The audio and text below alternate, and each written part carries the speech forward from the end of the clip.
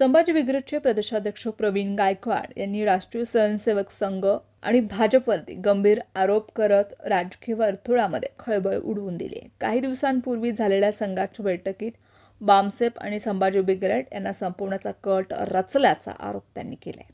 अक्कलकोट येथे त्यांच्यावरती झालेल्या शाईफेकेच्या घटनेमागेही असाच नियोजनबद्ध कट असल्याचा दावा त्यांनी केलाय. माझ्या हत्येचा प्रयत्न झाल्याचा खळबळजनक आरोप संभाजी ब्रिगेडचे प्रदेशाध्यक्ष प्रवीण गायकवाड यांनी केलाय. हल्ला झाल्यास सर्व नैतिक जबाबदारी मुख्यमंत्री आणि गृहमंत्री म्हणून देवेंद्र फडणवीस यांची आहे. दीपक काटे हा त्यांचाच कार्यकर्ता आहे असंही बोलताना ते म्हणाले. प्रवीण गायकवाड यांच्यावरती अक्कलकोट येथे झालेल्या शाही हल्ल्यानंतर आरोप प्रत्यारोप सुरू झाले. दरम्यान शाईफेक आणि धक्काबुक्की प्रकरणी पोलिसांनी शिवधर्म फाउंडेशनचे संस्थापक दीपक काटे आणि त्यांच्या कार्यकर्त्यांनाही ताब्यात घेतले. आमचा सामाजिक समतेचा, बंधुतेचा आणि मानवता प्रस्थापित करण्याचा विचार आहे. 2014 पासून मनस्फूर्तीच्या वर्णवर्चस्वाच्या विचारसरणीचा म्हणजेच पुरोगामी आणि प्रतिगामी विचाराचा संघर्ष सुरू आहे.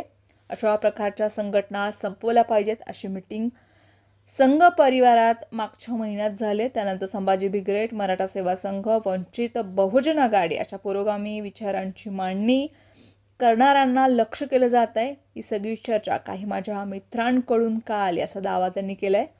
पुढे त्यांनी सांगितले की अक्कलकोटचे जन्मेजय राजे भोसले यांचा सत्कार माझ्या हस्ते होता. एक सामाजिक कार्यक्रम होता. त्यानिमित्तानं मला निमंत्रितही करण्यात आलं होतं आणि त्यानिमित्तानं गाफील ठेवण्यात आलं. माझ्यावर हल्ला करणाऱ्यांवरती 10 गुन्हे आहेत. बावनकुळे यांनी कारवाई करू असं सांगितलंय, पण त्यांनीच पोलीस स्टेशनला फोन करून दीपक काटेला मदत दिली आहे असंही त्यांनी सांगितले. दीपक काटे हे भाजप युवा मोर्चाचे सरचिटणीस आहेत. शिवधर्म प्रतिष्ठानच्या नावानं ते काम करतात. त्यांचा आमच्यावरती छोटा आक्षेप आहे की संभाजी यांचा एकेरी उल्लेख होत असल्यानं महाराजांचा अपमान होतो. छत्रपती संभाजी ब्रिगेड नाव करा असा त्यांचा आग्रह आहे. मी त्यांना समजावून सांगितले की आपल्याला धर्मादाय आयुक्तांकडे जावं लागेल, दुरुस्ती करावी लागतील. नंतर लक्षात आलं की छत्रपती संभाजी ब्रिगेड नावाची संघटना मुंबईमध्ये सचिन कांबळे नावाच्या एका कार्यकर्त्यांनी नोंद केली असून त्याचं काम सुरू आहे अशी माहिती त्यांनी दिली. अक्कलकोट पोलीस ठाण्यात भाजप नेत्यांचे फोन.